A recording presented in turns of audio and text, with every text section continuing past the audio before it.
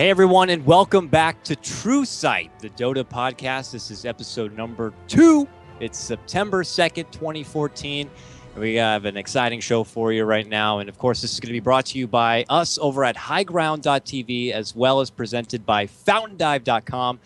FountainDive.com, the brand new sister website to the popular Hearthstone website, iHearthU. Fantastic name for a Hearthstone website, by the way. But you're going to find all sorts of sweet Dota content, including articles as well as guides for certain heroes. I know there's a great Disruptor guide you can catch right now, as well as a few, amazingly written articles, including how to become a caster and your TI4 retrospective. That's, of course, being brought to you by our very own Greg and Maut, if you want to check that out right now. And be sure to check out all sorts of upcoming content. It's a fabulous website. And, well, let's go ahead and start off with some introductions, fellas. I think it's a good segue. I'm KOTLGuy, of course, Dakota. You can catch me. I'm going to be your host. And joining me, my usual ragtag group of individuals. We'll go ahead and start off first with none other than a man who's very familiar with being stuck next to me, tried and true. It's going to be Travis. You better Maut feed Bueno.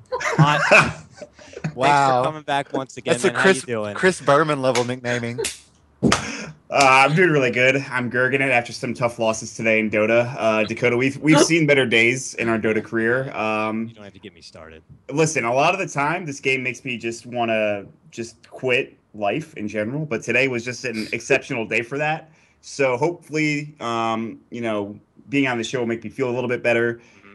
I lost with Terrorblade, man. I didn't even know that was possible. So I'm done. That's it. I'm done. I'm glad I stepped out and didn't join you in that last game. That's for sure. I'm already sporting a nice 7-loss streak right now, and there's nothing better than that. I'm supposed when you're so passionate about a game, you have your tremendous highs and your tremendous lows that make you want to just jump out the window. So, yes. Regardless, thank you for coming, my friend. And of course, a man who we all now call the true OG, the original Gerg, Greg. What is Hip TV? Greg, welcome back, my friend. How you doing? I'm doing good, man. It's a little hot here in Boston, Hottest day of the year for moving for all the wonderful college students. It was like 95 degrees today, and that was shit, but now I'm inside, so it's all good. Very hot and sweaty as well here in the city. It feels terrible. I need to take a shower. It's like I'm walking through oatmeal when I go outside. You walk outside and you're like, I just went underwater. Yeah, it's the worst thing ever. But we can't go through a show without having some sort of special guest with us. And we got a very special one with us today who's quickly approaching about his 1-year mark, I believe, with Beyond the Summit as their magical stats man, working numerous international events and big-time tournaments. My bearded brother and handsome Southern Belle, Brian, Kpoptosis. Yes. What's up, my friend? Thanks for coming. Nothing much. I'm glad to be here. And you guys know nothing about heat and humidity, really? You're from the north. You're all from the northeast megalopolis. It gets hotter and humider than you think here. Then I think, okay, I grew up in Alabama with 100% humidity and 102-degree summers, and I worked in it outside with cattle. Fuck off. It's just, dude, the northeast is suffering. Man. Come on, man. Struggle is real. Rural Alabama is suffering. Rural Alabama is suffering.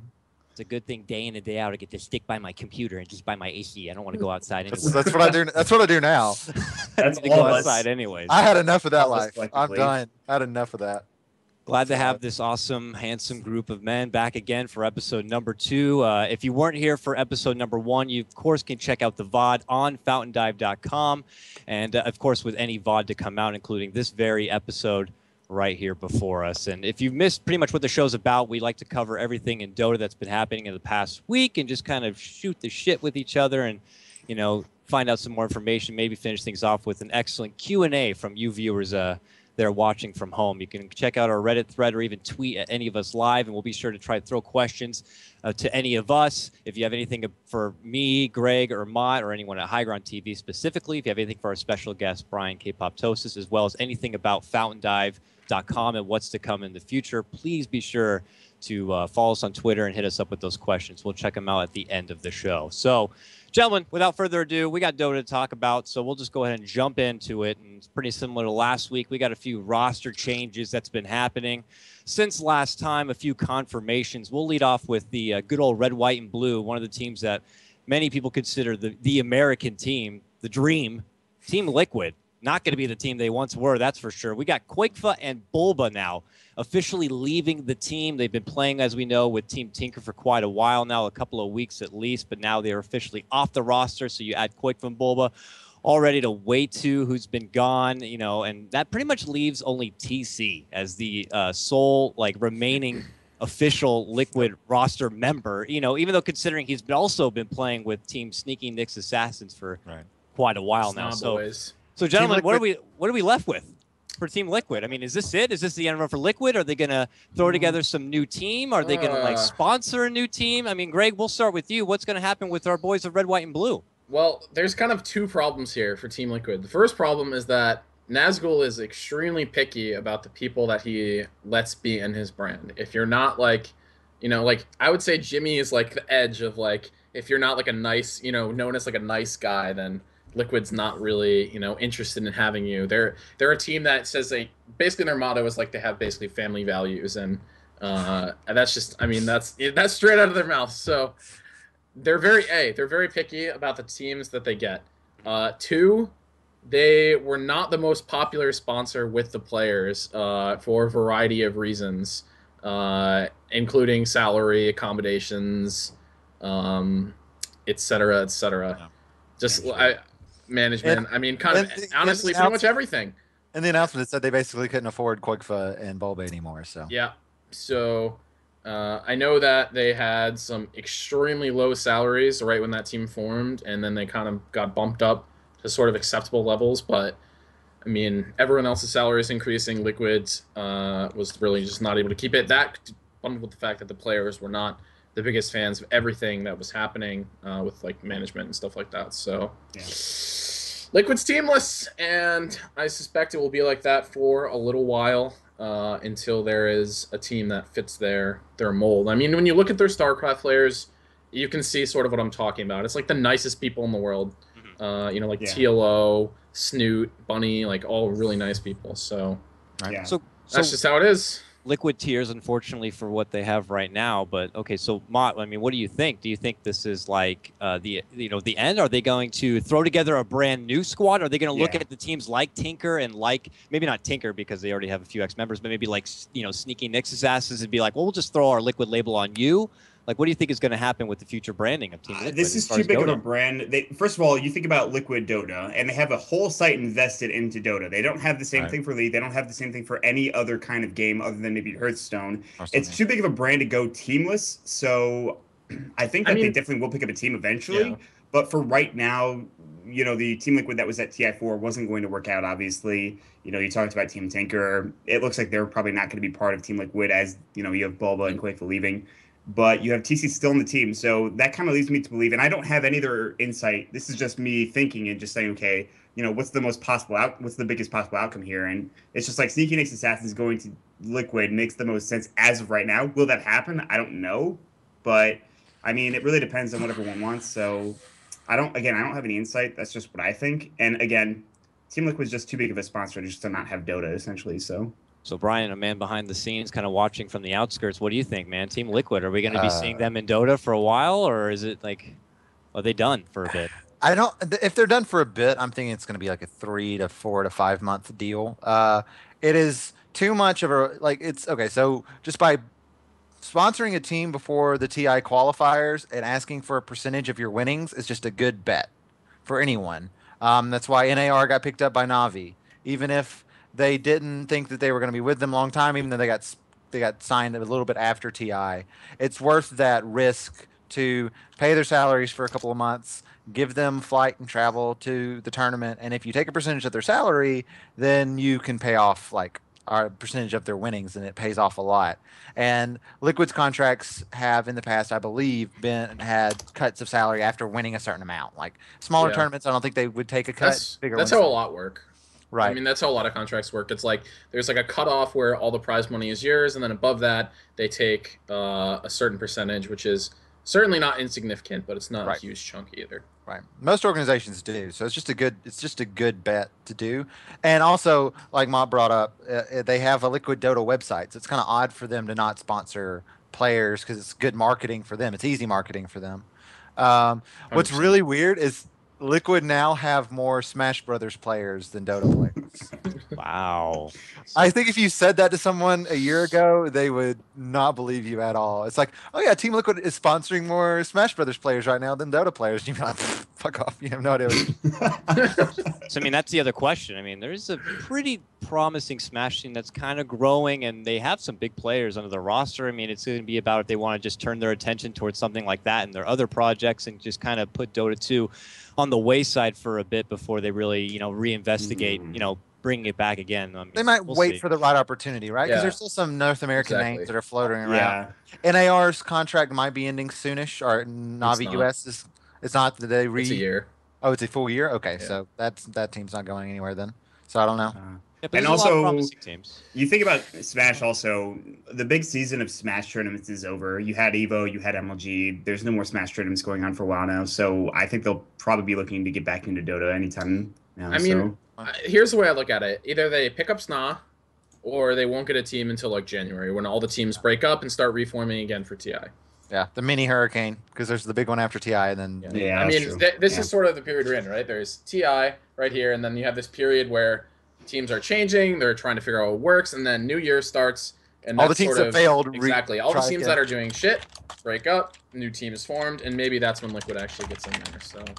So we'll see what happens with Team Troll Chief, aka Team Liquid. Next team up that had a bit of a roster change, it's Moscow 5. Arsart has officially announced his retirement. This man is done. He's been invested in the Dota scene for quite some time. He was there right at the get-go of the International 1, being a part of some of the biggest, team names that you could have for Dota 2. But he's officially thrown in the towel. Does this mean it's official retirement? Who knows? We see people talk about retirement and make a revisit once again. But, for now, he's going to be replaced by PGG. So this makes their new roster Tipo. Don't laugh. Did you watch them play today? No, I did not. But These guys don't know. They just want to laugh. I have a story about PGG. So a long time ago, well, it wasn't that long ago, but maybe a little over a year and a half ago, I was casting a Dubai Dota tournament. Yeah, I remember that. And PGG's team got flown to Dubai to cast this tournament, and none of the admins had Skype. So the only way that I could talk to the admins, aka the people that were also paying me, was through PGG. So first of all, that was really interesting because he's PGG. And so we get to like the semifinals or something, and no one was answering me. There was like a 2-hour break between games. Like I had no one to talk to. And all of a sudden my phone rings and I pick it up. And I was like, hello? It's like, hello, it is PGG. Join the lobby. And I was like, what the fuck? And it was actually PGG. And I like joined the lobby. I was like, that was really weird, man. How'd you even get my phone number? It's like, PGG has his way. I did that tournament with you. Remember, you couldn't do a day of that tournament, and you had to get me. You had to get me, and PGG was like, "Just use my Skype. It's okay. Listen, no, just use my Skype or like Steam. No, it was like PGG's Steam. I was just like, okay, all right. This guy's awesome. It was so funny. So PGG is a clowny guy. I wish them the best. Yeah, I mean, that's what I was going to segue with this. Is PGG is a very familiar name to a lot of people, but we don't get to see him in the limelight. He's not in the spotlight of the top-tier competitive Dota scene. Do you think this is going to be a team that can take him into that spotlight there? I mean, Greg, I'll start with you again. I mean, Moscow 5, this is a group of players that we haven't seen a whole lot from. I mean, but there might be promise there. Do you think PGG will be able to get to that level with this kind of a team? I'm optimistic, but that's where that statement ends on, I think. I'm optimistic, but I mean, you have Vegas, Blow Your Brain, PGG. That's pretty good. Well, listen though, but like PGG has had like 5,000 different teams, and every single one of them is always in the Star Ladder. They always have a team in Star Ladder. They always play that. They always finish in that they always do like 7th, 8th, 9th. They always do good enough to not get kicked out of Star Ladder. But is that really that great? I mean, it's not like they're doing anything fantastic. I mean, someone has to be those teams. Someone's got to be those teams. Someone's got to be the Pillars. Okay, so they're the Buffalo Bills then. They 2-1 Tinker today. They 2-1 Tinker today. They won in a series against Tinker today. All right. I mean, a 3.9 to 1 value underdog. And somebody got Smurs out of that. PGG is the new savior of rares, or bringer of rares. I guess so. Bringer of socketed immortals. Isn't it also said that Vegas is like one of the pioneers as well? I could have sworn I was just reading that Vegas was like one of the originators of Tinker, and like as far as using boots of travel Tinker work and being able Vegas is to. legend. He's a legendary player. He's in the pantheon. He is. He's maybe we consider one of him in the Hall of Fame, like a Hall of Fame kind of player. In the he's top, first like, generation too.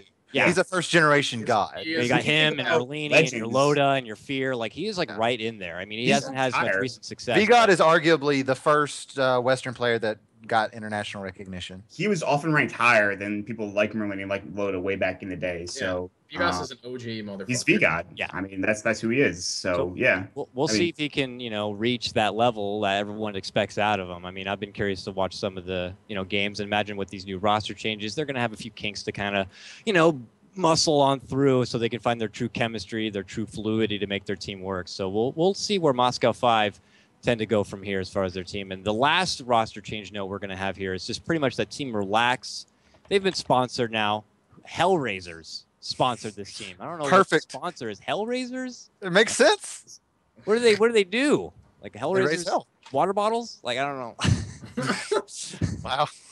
But we'll see. This is a big deal for them. Maybe this kind of gets them into gear to freshen up a bit, be a little more professional, and just taking it away. I mean, I don't know. I mean, it's kind of when you kind of get that big deal. You're a player. You're just kind of like a Team Tinker or whatever. You're kind of just like with some ragtag friends having a good time or whatever. But once you get sponsored, then there's like that little more, professionality at it. It's like now you got some people you need to impress. You want to make sure you're worth the money. You're worth the time and investment from these Hellraiser squad. You want to make sure it was worth their while. So look for them to try to impress coming out of the gate. So that's pretty much it. I mean, that's not a lot to talk about this week as far as roster changes. We've already seen some of the teams that had recent roster changes perform. EG with Fear been doing well. Guys, on this past week of gaming, I don't know if you had the opportunity to watch a lot of the games. Have you been impressed with any particular team with their new roster changes and anyone to expect? I know we'll talk about a bit more about it in the next segment when we talk about tournaments, but Team Tinker, for example, they've been unfortunately due to drop out some of the tournaments, so we don't get to see them perform as much. But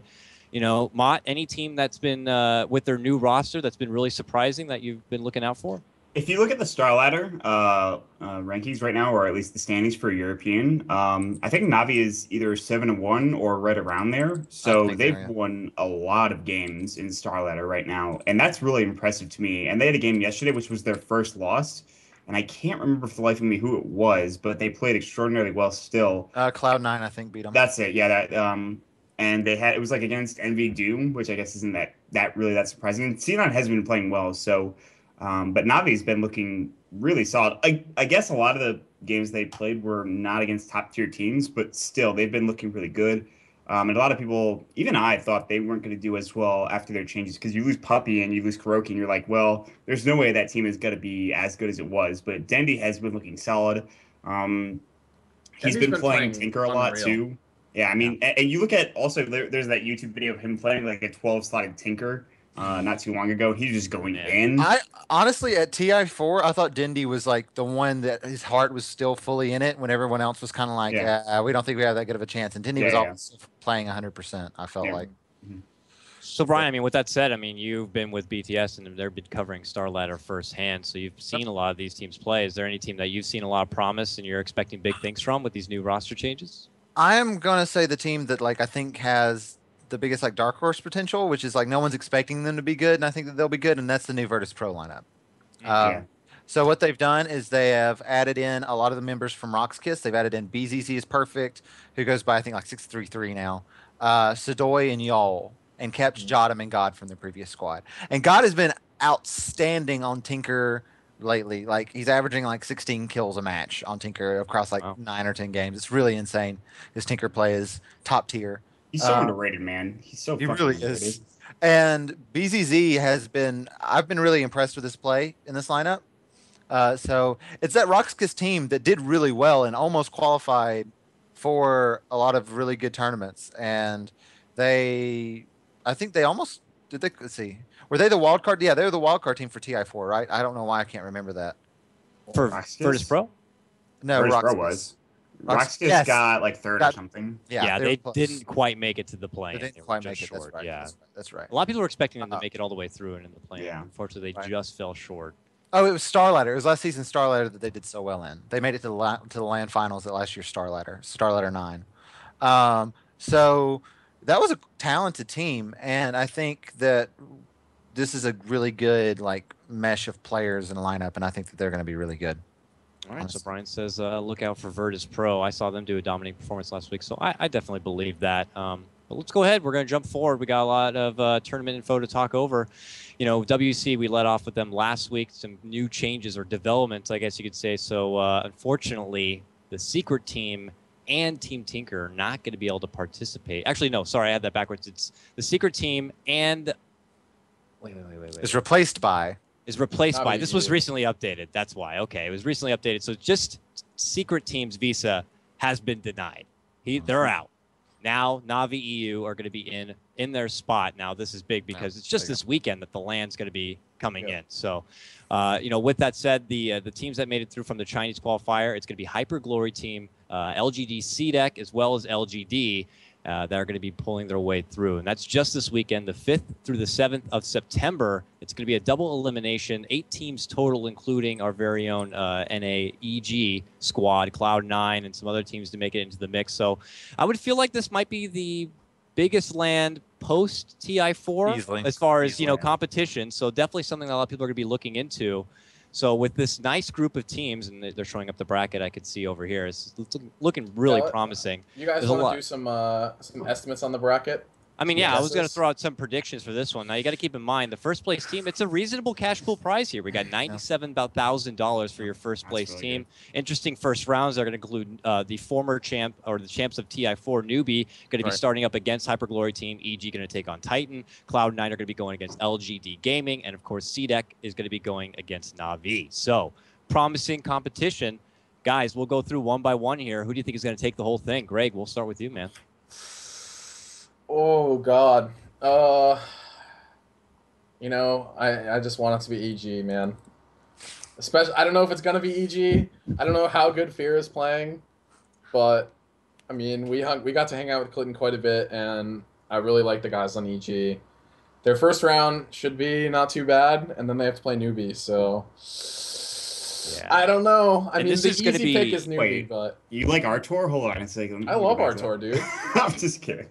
I love Artor. Greg's like mod and subscriber and everything for I am. Wait, do you sub to Artor? Yeah, I've subbed to Artor since the day he got a sub button. All right, well. What a fanboy. I mean, I like PPD's emotes, but I like I have PPD's emotes too.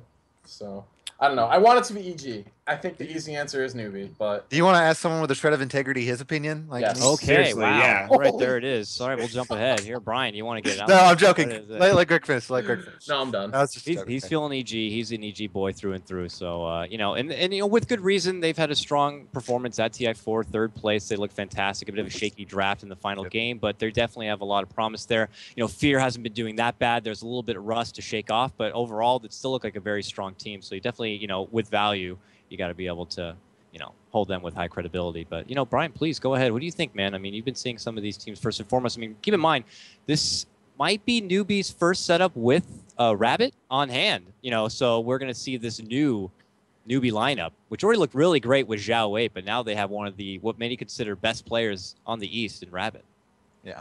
I think LGD is going to do really well because they have 8 players. That's a lot more than 5, so hopefully they'll do really well. LGD currently, they actually do have 8 players on their roster right now because they were going to swap some of those players around and put them on LGD CDEC, I think, and maybe was not okay with it. So they have no idea what their 5 is going to be. They actually have 8 players right now. Yeah. So at their Team Liquid page is really funny. Yeah. To be serious, I think it's going to be newbie because you're replacing someone like Zhao 8, whose individual skill I think had began to wane a little bit, but was still an insanely talented captain and play caller, with someone like Rabbit, who is arguably one of the most individually skilled players in China right now. Yeah. We saw him actually be a jack of all trades for LGD. If they needed to play a carry, he'd play a safe lane carry. If he needed to just play Bat Rider and win the game by, you know, destroying the enemy team with his Bat Rider, he could do that. So I think newbie might have some growing pains just adjusting to a different player, because considering how Zhao 8 is, you know, his nickname was Director 8. He was a big time influence on the way the team performed and played and executed. So that might be some growing pains. But in terms of the team that I think has the most talent going in, I would definitely say newbie. All right, newbie for Brian. Mott, what do you think, man? Who's going to be going home with the 97 Gs, first place for WEC? I have a question first, and I'm pretty sure he's not. But is Mushi playing for Titan as they go to WEC? That's. I think that's a don't big know deal. if there's a solidified roster as of yet for Titan. I feel like the majority of the team is still there. You still got your Extinct, you still got your KYXY, and everyone's still in line. But as far as like that magic 5th number, I don't know. They've been running a few stand-ins, but I want to say their roster is still pretty concrete. Yeah, as far as I know, they still are playing with the original 5 they had at TI4. But if Mushi decides to join them at WEC, they could easily take that entire tournament. I think the winner of EG versus Titan could take it all. I know that's an unpopular opinion because of obviously newbie. Again, you talked about growing pains with 2G or Rabbit. I don't know. There's a lot of different. It's just kind of crazy that I think this is one of the most like. This is the time where we're going to see who really comes out on top and like who really. The first line. Oh God, Maut. What? Oh boy. You're Skipperino. Skipperino. You're a robot. What do I do? Oh, you're good. It seems to be better. Well, apparently I got to he is recharge our standing in. Maut here. Hold on. Apparently, as I say, apparently he is standing in. That actually throws a wrench to a lot of things. The problem with that prediction mod is you're gonna have to go through EG and then most likely newbie. If Well, I they said beat EG and Titan. like it's gonna be tough. I said whoever wins that game, EG and okay, Titan. good point. Okay. So I think that covers it for the most part because when you look at EG, and I said this last week, who like as a team, who's been around like the longest out of any of those teams there theoretically after TI4? I mean, because Fear was there before Mason was obviously, and they played extraordinarily well when Fear was on the team. So I think that's probably the most likely team to do it. And I guess that's just me being an NA fanboy, to be fair. Well, also we get to see Zai playing carry occasionally. Yeah, that's what I'm so most excited about. I'm so excited. So what's the deal with Trout standing in for him in Starlight Americas? Just because it's too late for Zai? I think it's too late. I mean, it's like what 6 hours ahead. Is Zai back in school? Yeah, he's a teenager. I have to imagine he's in high school. So I didn't know if he had like taken a break or something. Europe's a weird place. I don't know. Trout is like I know. Trout is earlier. I knew when Trout was standing in, it was like 1 a.m. CEST. Yeah. Also, you have to remember PPD, Zai, and Trout played together on Stay Free. I mean, you know that, Brun, because you did the MLG. I mean, Trout also was EG's analyst for TI, so they're all very friendly. He's such a good player too. To have there on your Rolodex. He's been grinding those NEL games. He wants to join a team too. I feel like Trout is just like. Oh yeah, I'm excited for. He's ready to play. We have insider information. Trout is in the chat and says I was at the airport. All right, whatever.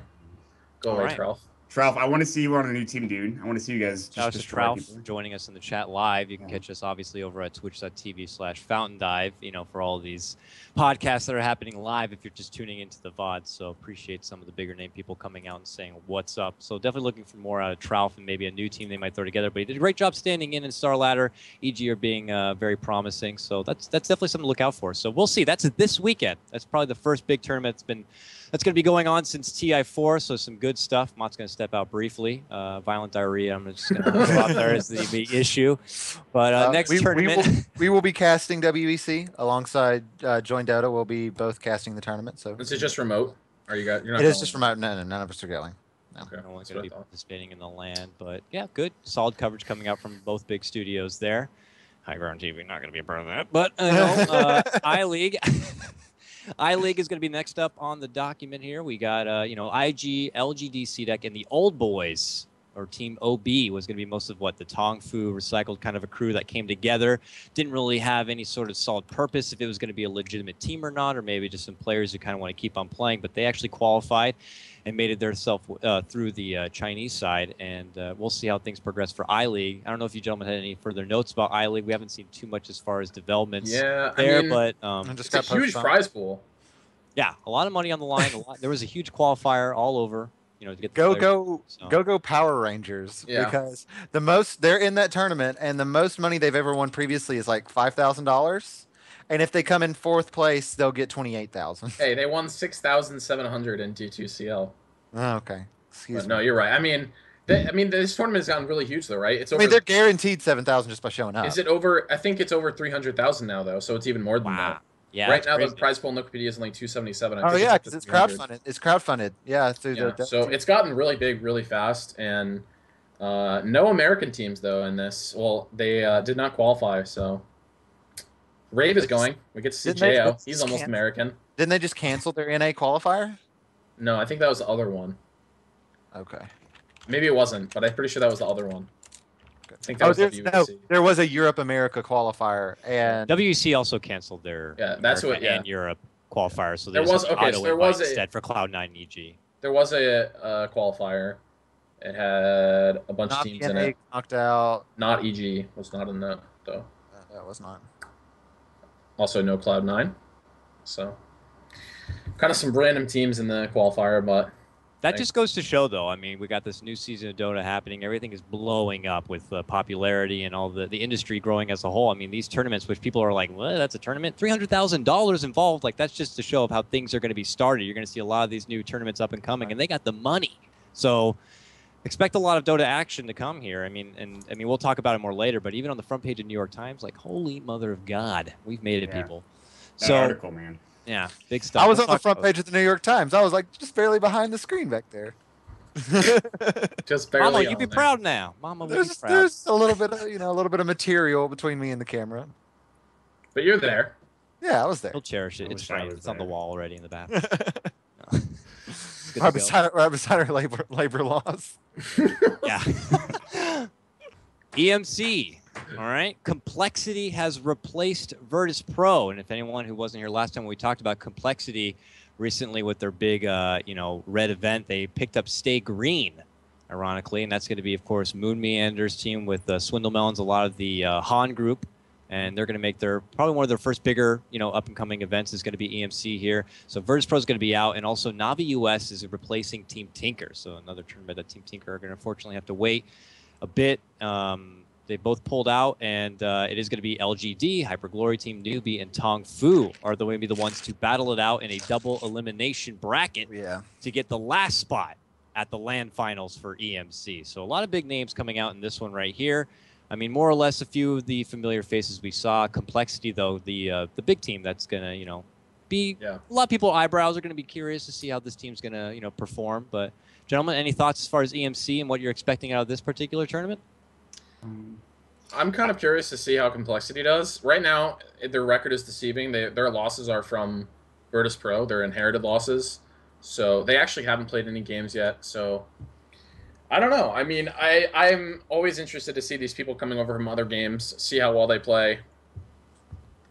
I don't know. I like Moon Meander. I like his speeches. We've already seen a lot of promise out of a lot of former Han players, most of Fnatic, obviously. I mean, we just talked about Trouf a bit. All these guys, they definitely have the skill set. It's not like they're going to be way behind. There is a bit of a transitional period where you need to adjust. A lot of them feel, and I know firsthand, the game feels a little bit slower. The turn rates are different, and you just got to obviously adjust. But the skills are there. You got the MOBA tools. Some of them also participated in, in Dota 1. So I'm expecting big things out of them, and some of them also played together for quite a while. So they definitely have the synergy there. I'm expecting big things out of them.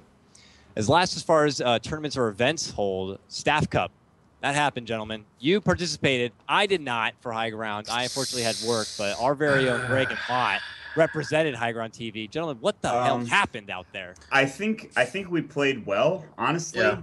I think we did a really good job. Our team was me, Maut, Cruel GGs, Mason, Way Dota, and Grant. Shout out to Grant. Shout out to Grant. Grant is one of the most genuinely entertaining people to play Dota with. He really is. Funny.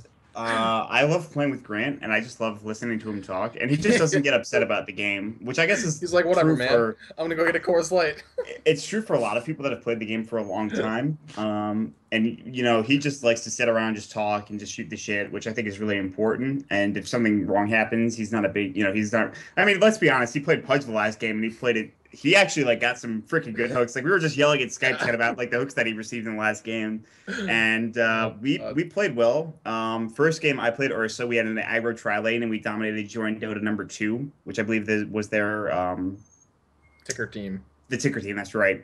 Second game we played the EU managers, and we had a close game there. I played Ancient Apparition, but we lost. Should have won. Yeah, we should have won that game. Both of our losses, we had a huge advantage, and then did not pressure, and then lost the game 2 was against a CK at 50 minutes with 5,000 health, and we had no AoE clear. He had a heart, he had an armlet, I think maybe. And then in the last game, we lost to a 4,000 HP Huskar that got an Aegis. Yeah, and we would have won that game too had he not had the Aegis. Yeah, I was sniper, and I had been beyond godlike, and I did wrong itemization. I went BKB, and I shouldn't have went BKB. So I think that last game's on me.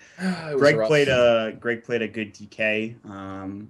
played 2 of the 3 games as DK. He did well. I did play puck game too. We had some good supports from Cruel GGs and Mason as well. And Grant played the safe lane farmer, I believe, for the most part. Yeah, Grant safe lane farm because we aggro tried 2 games. He played. What did he play the first and second game? I can't remember. Brewmaster. Brewmaster was the first game. I don't remember the second. Which he wrecked. Yeah, Grant's Brewmaster the first game was great. Second game, I don't particularly remember what he played. Third game, he played the Pudge, and that was fantastic. It's good stuff. So he's channeled Ziggle Jiggle. I think next Staff Cup we'll bring our A game and we'll the help of KOTLGuy. With the help of KOTLGuy, we'll be good to go. We'll take down. I don't know. That Charlie. might not be better. We'll see. But valiant effort, gentlemen. Sorry it fell short, but I mean, at least we made it to the point where we actually got to participate in the Staff and Cup. we did not go. We didn't get shut out. So no naked point. That's good. That's good. Hey, I Brian, didn't play an Enigma level 4, so it was great. That's good. You better mod. K-pop, you guys didn't participate in the Staff Cup this year. A lot of people know that. Some people don't, though. Did you want to say why Beyond the Summit didn't get the opportunity to participate in the Staff Cup this season? LD was home visiting with folks. He's had this weird paratonsillitis thing for like a month, and he's felt like ass. He was queuing for a lot of Dota, but he just didn't feel good. And Andrew was casting that day. It was just a bad day for us. We had. He's also in Australia, right? So you'd have to. Well, he wasn't. We played on. He wasn't. Because we were playing on EU West. That wasn't a good excuse. But yeah, we just didn't really have the ability. We're used to God's not coming through. It's fine. Oh, God of Jesus. Gods, we probably would have done pretty well. Gods is almost at 6K now after really, really just like fiending it after TI. I'm not any good. I'm terrible. Although I did carry Greg one game at TI. No, you're right with us, man. No, I carried I carried Draskell. I carried Draskell one game at TI. All right, well you're a big deal, man. It was Warlock. It was Warlock, dude. I just pressed R and then E. Yeah, I mean, if anyone's curious, the teams that didn't compete, Good Studio doesn't have a house right now, so that's an issue. Kind of a problem. And then I don't remember who the other team was that didn't participate that everyone got upset about, but those are the 2 big ones. Oh, maybe Dota Cinema. Yeah. I don't know. I don't know what their deal is. Their sleep schedule is flipped around. So no. They should have been a part of that. I think. Cinderin, Neil. Shannon's not great, but he can. Shannon's okay. Shannon's surprisingly good. They have right? Cinderin, dude. At the end of the day, they have Cinderin. Yeah. They carried. I haven't seen him play, but well. Feels okay. Cinderin's obviously Cinderin, so. Yeah. I mean, there was even a team with Pyrion Flax, Shane, Cyborg, Matt. I think we're even on a squad. I'm not too sure how they ended up doing. They got stomped. They got stomped. All right, well, never mind then. Yeah, 2P were the original or the N victors. So congrats to 2P. Congrats to 2P. I think they beat Team Liquid. You know what I learned? Shoutouts to Grant. 5K MMR EU is like 7K MMR Americas. So wow. I think that's why Gods was fiending so much, so he could get his MMR high before. No. 5K Europe is like 2K America. Yeah. I mean, that's not what. He wanted to hit 6K while he was still in America. Okay. And they wouldn't be able to hit it anywhere else. All right, so hopefully, next Staff Cup will get more of a heads-up notice. People will be able to participate. Regardless, though, still all in good fun. No big serious money, just more bragging rights on the line for that. Pride. Pride and just fun. Was there a cash prize? No. No. Just pride. Okay. No, just pride. Yeah. Is that not enough for you? Is that not enough for you guys over at BTS? Yeah, we need travel. Not good enough. We need travel stipulations. Travel to nowhere. The virtual we have to. No. I'm gonna need money for the delivery, so I don't have to leave my room. I mean, really, I can't play LAN without staying in a hotel. Stay at a hotel, come back to the house to play. Great. Yeah. All right, so that's enough for the events and tournaments that's been going on. Pretty much the big juicy subject we're going to be talking about in this podcast is the latest update to be coming. Well, we had been not hearing a whole lot about it. The first big reveal was probably back when we got the compendium and the stretch goals were being reached, and they announced the Techies taunt. That Techies were officially going to be a part of the game. And then after that moment, we were in the dark for the while, and then they made their big official debut at the All-Star match, which we all got to see firsthand in the hands of Arteezy, which was a instamitis suicide failure fest. So that All-Star match, when the fucking the fireworks went off, scared the shit out of me. I'm sure it scared the shit out of everyone. I saw that coming. I knew it was coming. They told me backstage, the whole set, how it was going to go down and what to prepare for and what it was going to be like. And they were just conniving faces the entire time. They're like, yeah, yes, we will blow up an explosion. And we're gonna so loud. He's like, make sure you know, because we're behind the stage. Like, we'll be right where, like, close to the explosion. Like, don't poop yourself. People in the front row, yeah, Legitimate soiled issue. themselves. I pretty much almost did. Yeah, we were pretty close, my friends and I, to the stage. So It was So fun. now, finally, people were like, okay, they said end of August, we're supposed to be seeing this hero. What's going on? We're waiting. And this time, Valve, they actually, this time made a heads up saying, look out for him next week. We got this big Techies update to come. They don't want to fall into that same like give dire tide kind of a spree we had earlier in the year. But so now they let it be known. It's supposed to be coming out this week at some point. I think the date is still just up for speculation and rumors as far as There have been a lot of bugs, so it might be delayed a bit. So we saw it. You could see via the test client that they've been having to change things around a lot, which we'll be talking more about. But finally, the time is here. It's going to be happening here. They're saying release Techies and it's Arcana. Which is going to be, coming with the whole kit and caboodle of explosive goodness, whether it's a HUD, an announcer pack, a fancy new costume setup, and all this good stuff. It was a brief moment there. They were talking about the Arcana was going to get the benefit of this extra, like, sign taunt, but that quickly got pulled out, which is good. That actually was officially announced today that they made it known that Techies, whether he has the extra cosmetics or not, is going to have that ability. And so it's going to be a base ability now. Make that clear. It's going to be a base, and if you don't know what we're talking about, he's going to be able to plant like this tiny explosive sign. It's not going to blow up or anything. It's just purely like kind of cosmetic. It can play mind games, to show that, ooh, maybe there'll be mine here's, or maybe it's a bluff, Regardless, if you're on the enemy team, you're looking at the sign and you're like, well, wait, hold on a second. Like, do they have a ward here? Are they nearby? Are they keeping a watch out? Is there mines or not? And, that's a lot of people felt was pay to win, because the extra time you're taking to think about this and deal with these mind games, that's time away from your normal strategy. So I think Valve made the right call. Now it's available for all Techies, and even Rubik will have his own sign taunt right there. So that's actually like a buff, because if you place down the sign and he spell steals you, he won't steal anything worth anything. That's true. It doesn't matter. Techies is so bad, I'm pretty sure it's irrelevant. It is. I mean, yeah, it is. It's a buff. And it's technically it's definitely a buff, yeah. That hero is just, everyone's just like so excited to play that hero. Ooh, and that hero will like wreck early. Like it'll wreck like people that are like sub 3K or like sub like 3.5K MMR.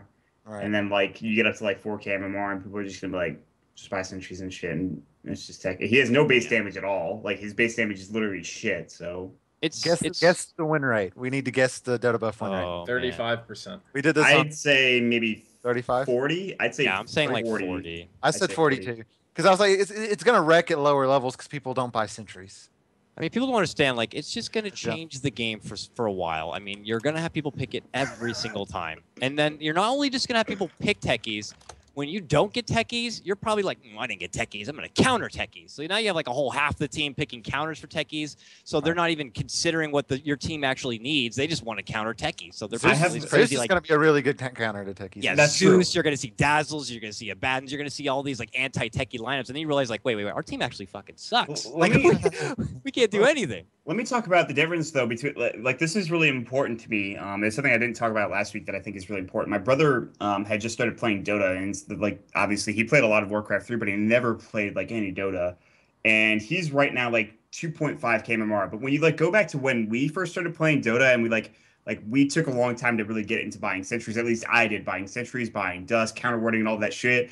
And you look at people that are like 2.5 to 3K MMR, they're all buying detection. They're saying, okay, there's a Riki in our game, let's buy dust, let's make sure we can get the kill on him. Like there's these people out there that play in these MMRs, but they're so much better than what we were when we first started playing Dota, at least to me. So it's a bit different, I think, for the most part. I watched the 500 MMR YouTube video, and I was like, wow, these guys are making good item decisions. Yeah. Like at 500 MMR, I'm expecting everyone to be like, what Tangos do? That video was hilarious, by the way. Okay. I enjoyed it. Well, okay, they were like good item decisions that were like outside of the suggested items list. Like I was surprised at the level of play that 500 MMR was. Like I was expecting it to be like people just walking into trees and like hitting their heads. Like it was. You're talking about the same game where OmniLight like had that epic chase or we went from the base all the way back. It was still terrible. TP.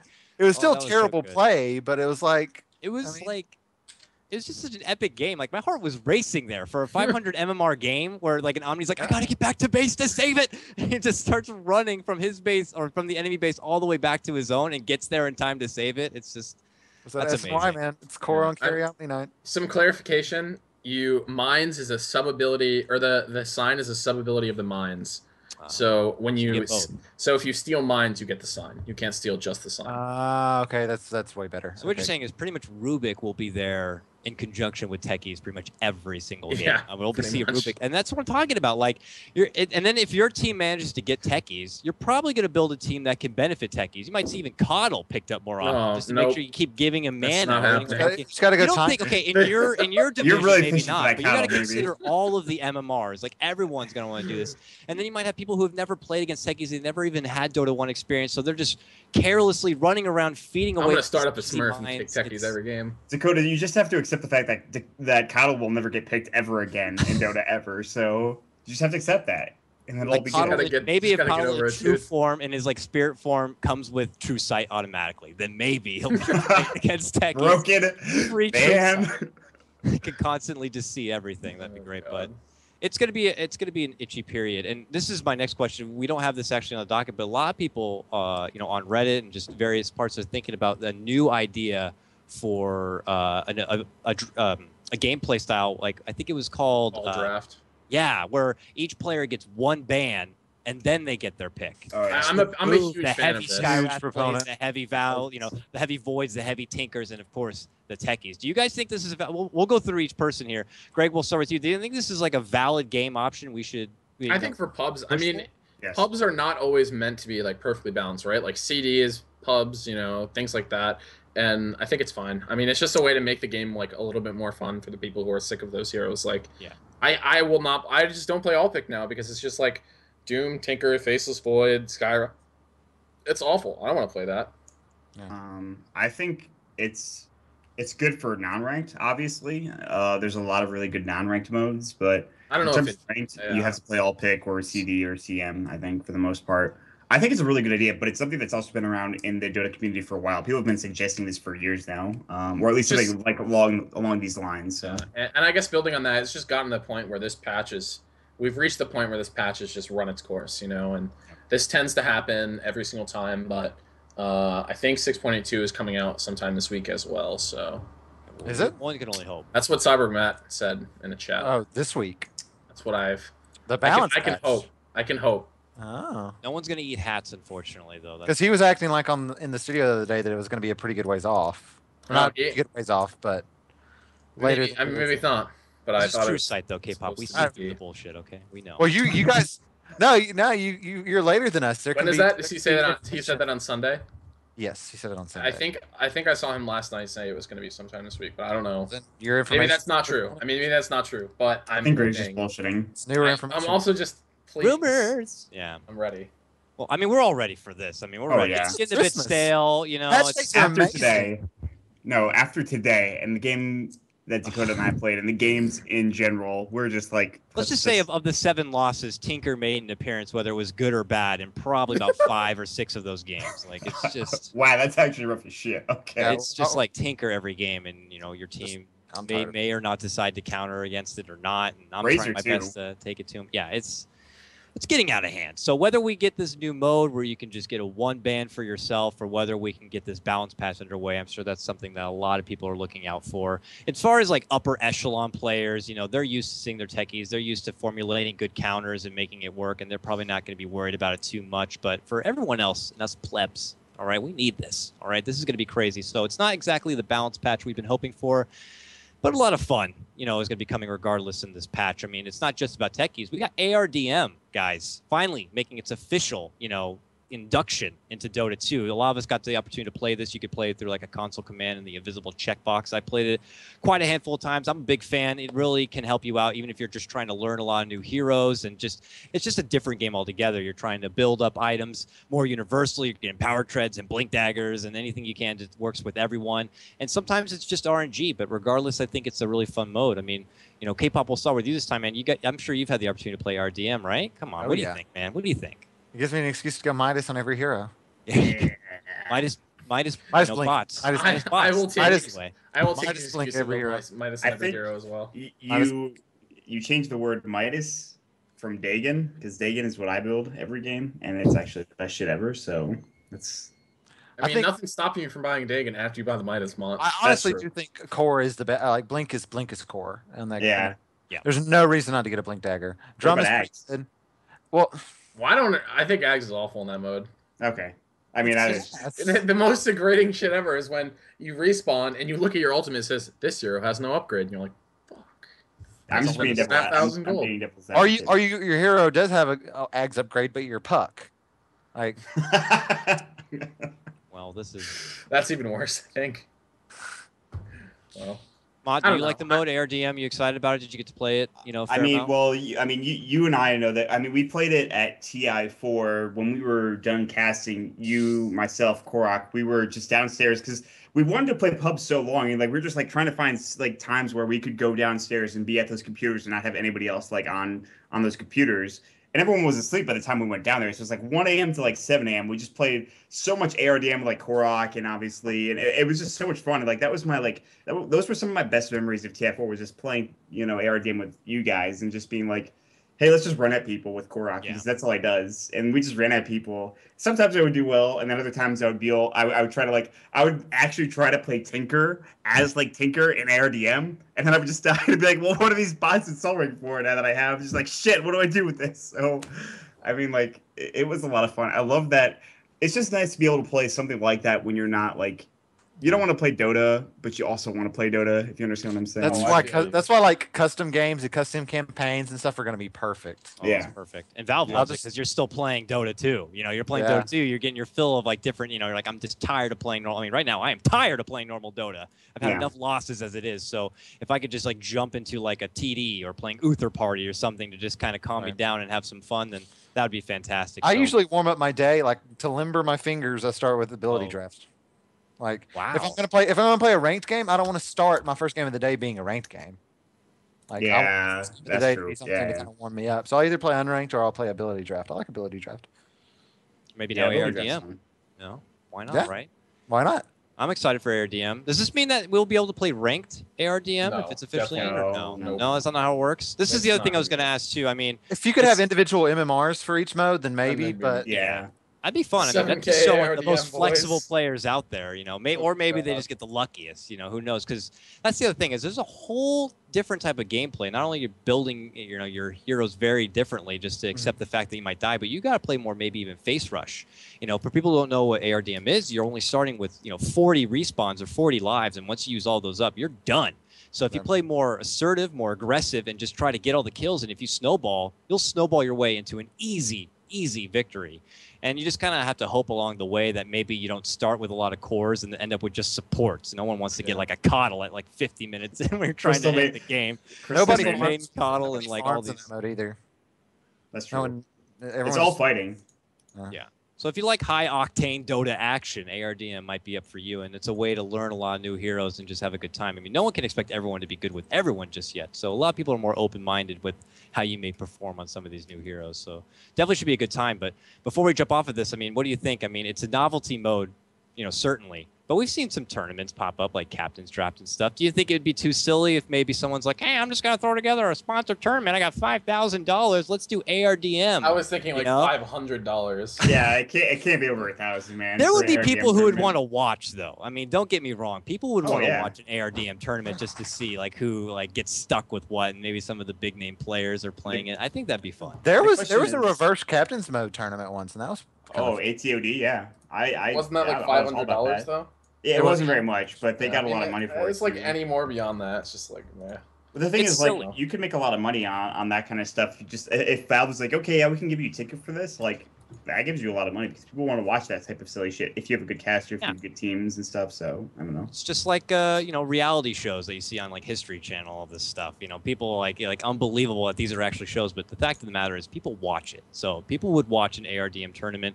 That's what's most important. So it's a matter. Let's see if anyone wants spicy with throwing it together. The issue would be getting teams because at the end of the day, people would watch an ARDM tournament if it was good teams. Yeah, that's true. They're not gonna watch like Greg and KOTLGuy feed on Yeah, they would. I'd watch Maybe that. they would. If people want to watch me feed, they could just tune into my own personal stream. They get plenty of that there. You got yourself. And You so know, the you thing can do is, that for free 99 as well. one, teams nowadays are not going to play for $500. The first ATOD, they like good teams paid for $500, but not anymore. No teams will And- play for $500. No, And like a real team. even if it was a decent prize pool, some teams are so focused on strategies and becoming a good team and winning TI5 that they just wouldn't waste their time with it. It's one day though. That's the problem. It's like one day out of like the entire year that you're playing Dota for. Like, and I'm sure they're gonna play ARDM in one of those days that they're practicing or whatever. So that's my thought process. Sorry, my dog is going ham, so I'm just trying to make sure he doesn't eat anything. I'm thinking it would be fun, and I wish teams would do it, but I think Yes. the reality is that it would. Well, it's like doing, you know how the Summit did Pudge Wars? It's like doing that. Just get another tournament to have a day where you do ARDM or something like that. Yeah, But it's just I think to it's create a little bit of fun. I think it's only for like special occurrences. Like, for example, if Uther Party came out, or Omni Party as it's called now, and they had a big tournament, say the Summit 2 or whatever, and you guys wanted to have a day off or something like that, then do Omni Party, you know, Summit 2. You know, what if TI5's All-Star match was ARDM? Yeah, That'd be exactly. crazy. That would work. I think that would be fun. Then you get to see, you know, people who get stuck with like try-hard heroes or trying to try hard. The next thing you know, they end up getting caught out in feed, and now their whole tactic is done. They get stuck with something they don't like. So you get to see some of your favorite players play a nice pool of heroes in just one game. So I think that'd be something fun to look It's out like for. Ferrari Bruin to like Ferrari freaking Nebadan or something like that. And you're just like, well, shit, what do I do now? I think that'd be fun. So that is something we could look out for. So I definitely welcome ARDM with open arms, and definitely something to look out for in this explosive patch to come up. Another thing. Wow. Hey, come on, guys, I had to do it. You know, whatever. Hold on. Yeah, there it is. Okay, so Gallery of Triumphs, another fun little like hat kind of add-on here. You get nice little fun virtual trophies to add to your Dota profile. The hat rack. Fun, clean, yeah. It's literally a hat rack. Let's just cut the bullshit, folks. This is a hat rack. You throw it up, you got your fedora here, your gold tournament there, whatever. It's a fun little thing. It's niche. It's neat to show off. Like, hey, look at beat all the heroes in the game, and I won my fantasy draft with me and my friends, So it's fun. It's cute. It adds some flair. A lot of people have already talked about how the Dota profile as it is definitely needs a revamping. It's got a lot of unnecessary space. You got giant compendium books that are not even being used anymore, taking up all the spots. So it's something that Valve could look into. Regardless, there's a lot of people out there, as we know, who love this kind of stuff. So there's definitely a market for it. They're looking to show it off and get these fancy looking trophies. So this also could open the opportunity for a lot of new things to come in. So we'll see. I mean, you have any thoughts about virtual hats, gentlemen? They're there. They're neat. They're good. I got a lot of hats. It'd be nice to have a place to hang them up. Yeah. So this is good. You get your hat coat rack right there. Can we have player housing? You have a house? You walk into it with your. So we're gonna have Dota 2 Sims. Like a Dota 2 Sims. Is that what you're talking about right now? It's like MMO with like guild housing and stuff, right? I'm down for that. If we can make that possibility. You load up the game. You open your door to your little dire shack. I just want to live Dota 2 and over play to real life. Oh god. Oh god. All right. So after the trophies, the All Hero Challenge is now coming in. I mean, this is what I would assume roughly is the A to Z challenge, but now made more official. And I don't think it has to be in proper order. I think it gives you the hero that you need to play next and just kind of complete the objectives as you go.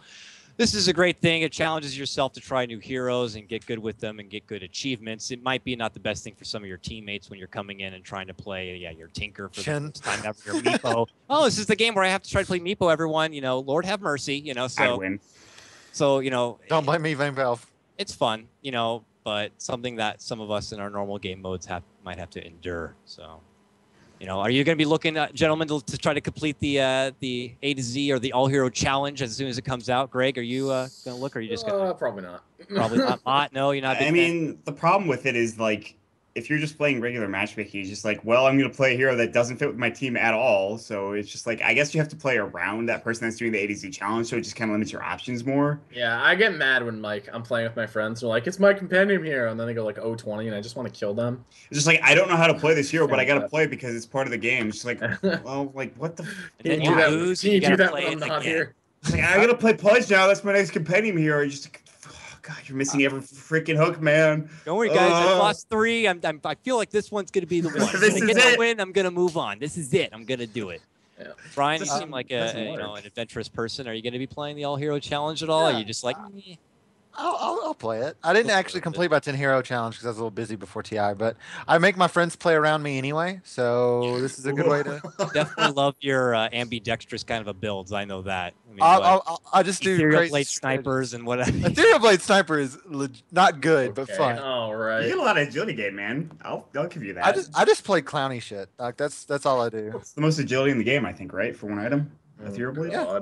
Well, it's just because it's shotgun sniper. Like you walk up to somebody, you ethereal blade them, and then you just like sit, and they're like, it's just fun because the other person's like, so I can't do anything about this. It's like, I mean, it's a magical nuke. Like assassinate does like magical damage and a lot of it, so it gets amped by a pretty good bit by the end. And then you play against a Huskar, and you're just like, well, I guess I'm not doing any damage here, so there's that. No, it's terrible. I'm not trying to say the build is good. It's just. It's just fun. It's fun. Yeah, no, it's fun. I got you. So literally shotgun someone. Yeah, well, So Just what's the about the reaction Sniper alone, rifle turns into a shotgun because you have to get close. the reaction alone of building an Ethereal Blade Sniper is good enough. Like that'll just the that'll shock hold- value. Well, Yeah. That just happened. Yeah. Which bots will now say. Did you see I that saw little yeah, update? Yeah. that just happened. Oh yeah. Yeah, if soon there are they're enough gonna be- kills There's like a happening, team wipe. Yep. Next thing you That's know, I'll be spam. trying out like Meepo. I'm like, okay, I'm gonna practice some Meepo, but I want to do it in bot games, and then my bots are gonna be fucking flaming me for playing Meepo, and I'm like, Meepo. That I just don't even happened. want to play really. This is it's getting out of hand. I've heard even the Pudge AI is like atrocious right now and constantly feeding it out. So Before you I know don't it, really have the I mean, no experience. different than normal game. It just wants to make sure Yeah. you're ready. Yeah, I had a pretty rough Pledge game, so Everyone's not Grant, so. that's true. You can't Should be a fun mode though. A lot of people are going to be trying a lot of new heroes, so just expect that to come, and we'll work our way around it. So with that also comes some more of the compendium goals that we were promised from the TI4 are finally going to be unlocked and brought in. Still more to come, but we have the Assured Victory Taunt. You can equip this item to tell the world the match is in the bag. If you then do win the match, you'll earn a point for your victory prediction gem. But if you lose, it resets to 0 points. It's like the Babe Ruth call out for Dota games, right? You're going to be abusing this, Greg. I think you're going to be one that's like, I got this game, I got it. And then you just feed. And you're like, next game, I got it, we won. Dude, I'm gonna get first foot middle, slam that thing immediately. how long do you have? Like, what's the window to use it? To be honest, I'm not too sure. I don't know if this is something you call out like mid-game. I don't know if this is like you need to call it right at the start. Maybe like once you see the picks, I think you you're should like, have we to got do it. it for the horn blows. Dude, that's. I mean, everyone's would be like 0, you know. Well, here's my thought process on it. It's like anytime you all chat, it's going to be 10 times more like meaningful than whatever this thing is. Everyone's going to do this no matter what happens. Like everyone's going to do this call out shit. If it's at the beginning of the game, fine. If it's in the middle of the game, fine. But It's a direct buff to NA Dota. I mean, it really. You Like, think fucking about it. lost, not using my gem. Like, how much all chat do you see? Like, all chat is just to me like the most important shit because whatever you say all chat wise is like way more important than whatever this fucking. That's like shit your is. that's your integrity right there. I mean, like, I'll just be like easy or something like that. NEL is going to be a lot more exciting to watch with. That's so true. No, man, they're just gonna all chat. They're not even gonna use that shit. I think, honestly, I think that thing's. I think they'll use it. So if a player uses it, is it like announced through the whole game? Like, okay, this think so. guy's saying he's got it in the bag, and everyone's going think to be so. like, then they're going to turn up the nerd sweat a bit and really like shove it to him. So that's going to be interesting to see and something to show off, I guess, if you manage to stack up a lot of points. I mean, if I had the gem right now, I'd be at zilch, that's for sure. Absolutely nothing. Oh, it is before the horn blows. You have to use it. You have to use it before, Oh, so you so- see your team and you're like, oh god, we are not winning with Well, then this. everyone's gonna do that if it's I don't before like the that. horn blows. It's like everyone is gonna use it. There's no like reason not to. I think Yeah, about it it. gets reset to 0 if you lose. I You don't want like to that. try But to? do you get anything if you get like a certain amount of points? Are you going to get a hat? Are you going to get No, it's. I mean, it's anything? just. It's the same as everything in Dota. It's just a hat, man. I that's expect just the people are just numbers. going to be using it on the Lines of fly. text are worth a lot of money, man. I'd rather all Genuine- chat. It's all about the pride, you know, I'd rather just all chat. being able to make the call and then being right. Whereas, streamers who use it in front of their thousands of viewers and then they get shut down, it's going to hurt that much more. So that'll be nice. All right. Also, the multi-kill banner is now out there. Fun little extra cosmetic. Instead of, you're just your traditional, rampage and just plain text. Now we get some added fun, zesty flair and lightning and bolts that take up nearly half your screen to let everyone know, like, holy shit, I just took out 3 people. It's going to seem like Is it a lot really of that fun. annoying? It's pretty big. I don't know if you have the opportunity or if they It's- want to be able to bring it up. You can check it out on YouTube. I believe Dota Cinema showed a preview of it, and it can get pretty flamboyant. Let's just say it's a Yeah. big one. It will definitely there's take up actually like. lightning. You weren't I mean, kidding. it's lightning, flashes. It's like all over. Dota the Dota place. Cinema has a preview God. video, and there's a lot of down. Yeah, and so everyone has to see this. So if you're like on the chase for someone, and then all of a sudden someone else gets a killing spree, like I can't even see the hero anymore. I got all this lightning in my way. Like, what is this? It's like you're playing Thankfully, Rock though- Band, and like all the stuff comes down, and like, Exactly. it's borderline too much. They tried to integrate it like COD. You know how if you like used to play COD, you'd have your own like little name after somebody killed you or something like that. You know what I'm You talking just about? you just got killed by XX666XX, and he's got nothing but marijuana leaves and like Yeah. Fortunately, It's exactly feminine like that. outlines. Yeah, we should have that. I want marijuana leaves on my Dota. this I is like something that. that was in Heroes of New Earth. They had some fun little banners to show off that were also pretty, big. But thankfully, I think Valve thought of this ahead of time, and you could disable it, so you don't have to worry about it if it's something that's not your fancy. So that's good to know. For me personally, I don't know if I'll be using it. It seems a bit crazy. I mean, I'm looking at it on the preview stream. I mean, I don't know if like I'm getting abducted by something or if I'm just seeing like something on the top of the screen. It's pretty intense. Like, what if Shakiro uses his ult? Yeah, I'm like, not an oh, ult that's skill. Shakiro. I thought I was just dominating. Where'd all this fire come from? Next thing you know, you're all dead. God. Hold on. On three, they're all dead. Yeah, they're all dead. That little shout out right there. So, something to look out for, more added hats and flair, something that was promised as far as stretch goal. And then, of course, the music pack. We're going to see a nice Friday music. Which is good. Have we heard it all yet? What the music's actually going to be? Has it been already Yes. constructed? They had a preview.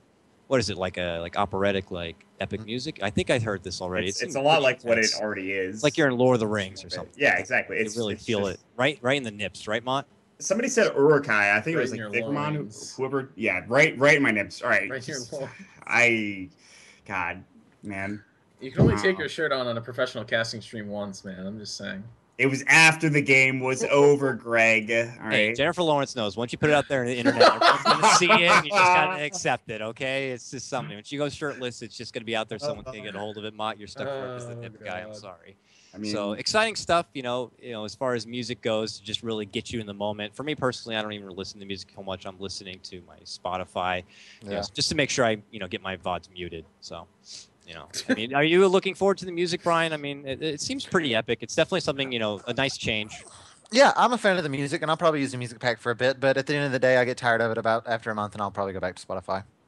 Yeah, no shameless sponsorship shout out to Spotify right there, unless it's also Pandora that you're Monster. using. Well, Monster Cat gives us free music now, so they're not really a sponsor, but they help us out. I've been We'll see. using Try to that. prove that to Twitch, buddy. All right. It works. Definitely. This opens the It doors works. also to maybe future music packs. I don't know if they're going to allow like workshop to be open to like people make their own kind of music stuff, but this is definitely. Yeah, it's a slot now. Yeah, so people, it opens the doors for people to, incorporate maybe some of their own original music. Now you're going to have people who don't even play the game, but maybe just compose music for video games. Maybe they can start to chime in with their own bit of extra flair and create something special. Like what if Young Lean, let's say, gets on board, and makes his own Dota pack. God, I would that's going to buy sell out like the crazy. living shit out of that. People are Yeah, going to freak out about it, of course, but there's definitely going to be a market for it. The skip rope's going to be playing when you get a triple kill. I mean, who the hell really knows, right? Like I've said, I've been practicing. I'm practicing on my recorder, and I'm just gonna have my version of the Dota soundtrack just played in recorder. I guarantee you would make a wealth of money if you can make a recorder, like exact carbon copy of the current Dota soundtrack. That would just be, I would buy it. That's for sure. I hate my life, but I would buy it. All right, so enough with hats and flares, and we talked a bit about the expected patch to come. We know that a balanced patch is to come in the future. Before we talk away from the patch talk, and we hope that the balanced patch is coming in the near future. We've all experienced firsthand these games and how they're working out in the new meta. What do you want to come from this new balanced patch? What is the one change you just need to have? Like, I am just tired of this shit, and I want it to be done. Greg, we're going to start with you. You want the balanced patch to come. What's the first thing you want to read at the top of those patch notes? Tinker. I would like laser and march and rockets all nerfed. Fuck all those Tinker abilities. nerfed in some way. I know firsthand I've been seeing way too much of them. So yeah, some sort of Tinker nerf. It definitely takes a talented person to play the hero properly, but regardless, we're still seeing it too much. It does need to be adjusted, I would imagine, somewhere. I'd like to see Death Prophet just not exist ever in any game ever I again. like Death Prophet. Fuck that hero. Fuck you. That hero's awful. Fuck She's that not hero. broken.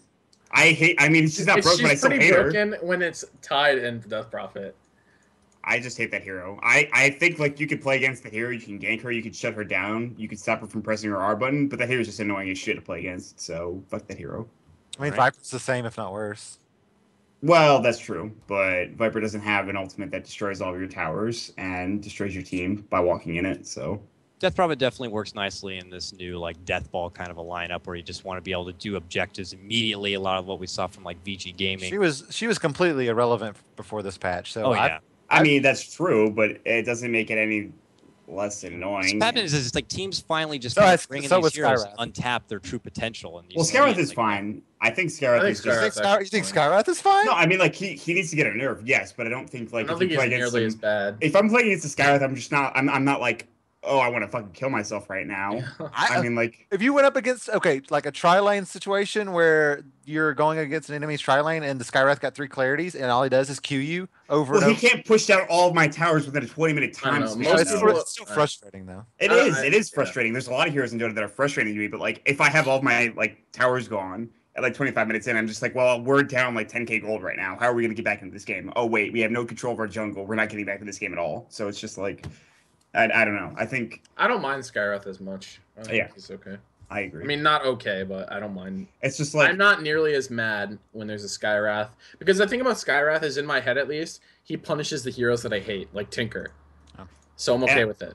And I think it's just like I think Death Prophet is just such an I'm gonna cruise control to try to get a victory here. It literally requires pressing your R button and hoping to God that you get a couple of kills and you build the right items. Whereas Skyrath requires maybe a semblance of skill, not that much, but like a little bit of skill. You press the E button in conjunction with the R button. I mean, you could argue that Death Prophet, her silences have to be on point, but that's about it, I'd say. And maybe buying Eagle Scepter. She's somewhat positioning dependent to make sure Yeah, I'd you get agree your with ghost that. off right. Like, Whatever heroes like that to be fair. Mon's just salty. I mean, I lost the Death Prophet game today, so yeah, I'm a little bit There salty. it is. I'm a There's little the bit truth.